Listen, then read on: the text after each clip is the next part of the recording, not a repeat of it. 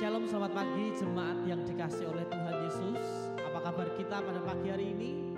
Kita yakin percaya bahwa setiap hidup kita ada di dalam janji dan kemurahan daripada Tuhan. Mari pada pagi hari ini, sebelum kita memulai setiap aktivitas kehidupan kita, mari kita hampiri tahta hadirat Tuhan. Karena Tuhan yang sanggup menolong dan memulihkan setiap kehidupan kita. Terima kasih Tuhan. Yesus, kemuliaan-Mu pulihkan hatiku. Yesus, kemuliaan-Mu berkati hidupku. Yesus,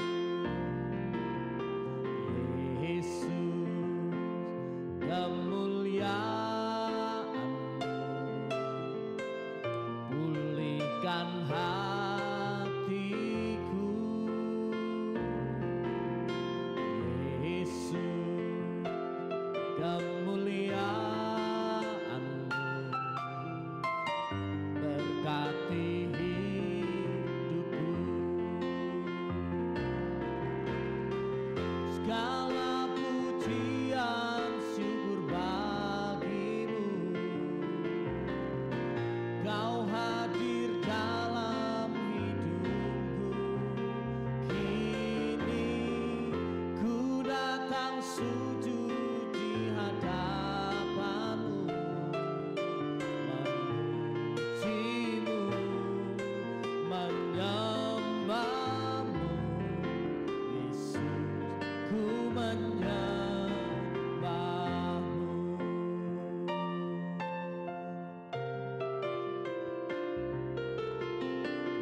Yesus, kemuliaan-Mu pulihkan hatiku. Yesus, kemuliaan-Mu berkati hidupku. Segala pujian syukur bagimu, Kau hadir dalam hidupku. Kini ku datang sujud di hadapan-Mu, memuji-Mu,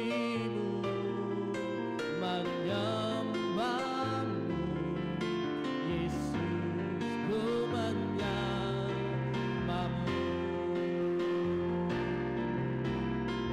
Segala pujian syukur bagimu, Kau hadir dalam hidupku.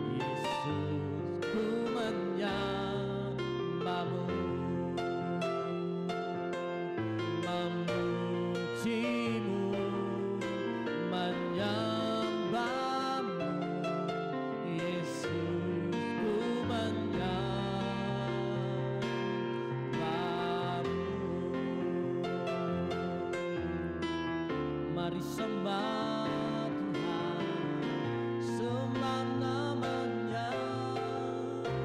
Kami sembah Kau Tuhan, kami muliakan nama-Mu. Kami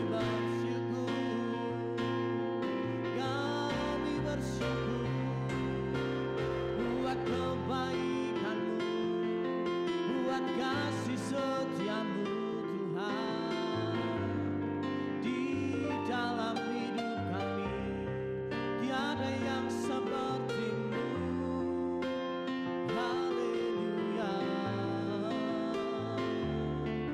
Segala kemuliaan Tuhan, segala keagungan hanya bagi nama-Mu. Kau yang memberi kemenangan Tuhan, Kau yang beri kekuatan. Kini aralabataka yaralalalalalalalabashi yaralabasu. Kini aralabataka yaralabasu. Haleluya. Kami rindu Tuhan, puji nama-Mu Yesus. Rasakan hadirat-Mu Yesus. Oh, haleluya. Segala pujian bagi-Mu. Haleluya. Terima kasih Tuhan, biar hadirat-Mu Tuhan kami rasakan Bapa. Oh Yesus Tuhan, kami rindu mengalami hadirat-Mu pada pagi hari ini Tuhan.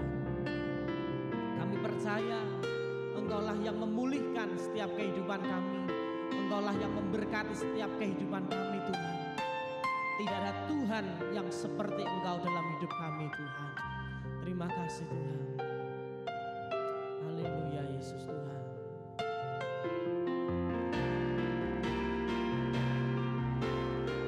Segala pujian syukur bagi-Mu. Kau hadir dalam hidupku.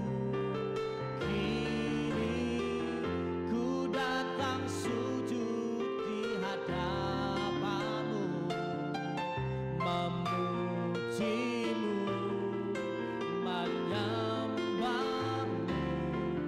Yesus, ku menyembah-Mu, memuji-Mu, menyembah-Mu. Yesus, ku menyembah-Mu, memuji-Mu, menyembah-Mu. Yesus, ku menyembah-Mu.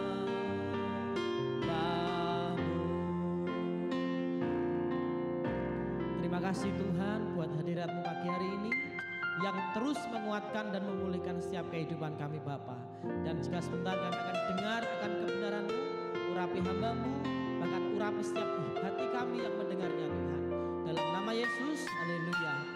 Amin. Shalom Bapak Ibu Saudara sekalian, kembali kita berjumpa dalam doa pagi online di bulan Maret dan temanya adalah memenangkan jiwa bagi Kristus. Mari kita berdoa. Bapa, di dalam nama Tuhan Yesus kami bersyukur bahwa kami semua bangun dengan tubuh yang sehat, kuat, diberkati Tuhan. Biarlah setiap jemaat Tuhan yang mengikuti ibadah pagi online ini diberkati luar biasa dalam apa yang menjadi pergumulan mereka. Hanya di dalam nama Tuhan Yesus kami berdoa dan mengucap syukur. Haleluya. Amin. Puji Tuhan saudaraku sekalian, langsung kita lihat di dalam Yohanes 13 ayat yang ke-34 sampai dengan 35.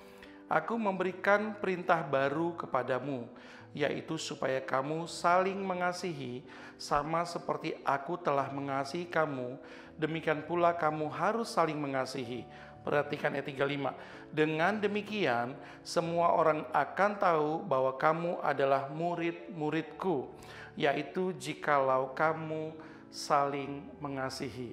Bapak Ibu, ayat ini merupakan ayat yang diberikan kepada murid-murid Tuhan Yesus ketika perjamuan makan malam terakhir. Nah, istilah Kristen sebagai pengikut Tuhan Yesus itu baru muncul belakangan. Jadi sebelumnya disebut murid-murid Tuhan.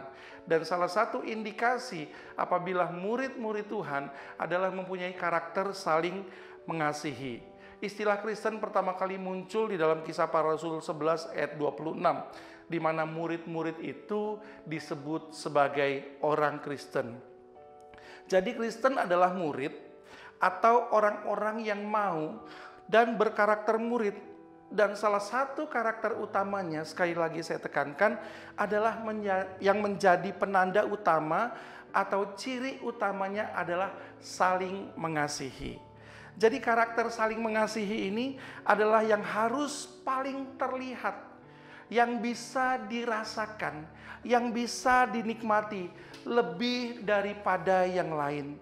Jadi apabila karakter saling mengasihi ini tidak nampak atau justru sebaliknya tertutup dengan aksesoris-aksesoris yang lain seperti kegiatan agamawi belaka atau bahkan sebaliknya menyebut diri Kristen tetapi karakter atau kebiasaannya malah suka menjatuhkan satu sama lain, bergosip, tidak peduli, haus kekuasaan, ingin dipuji, gila hormat, sombong, dan tidak punya empati dan simpati dengan orang-orang atau saudara-saudara yang sedang mengalami kesusahan.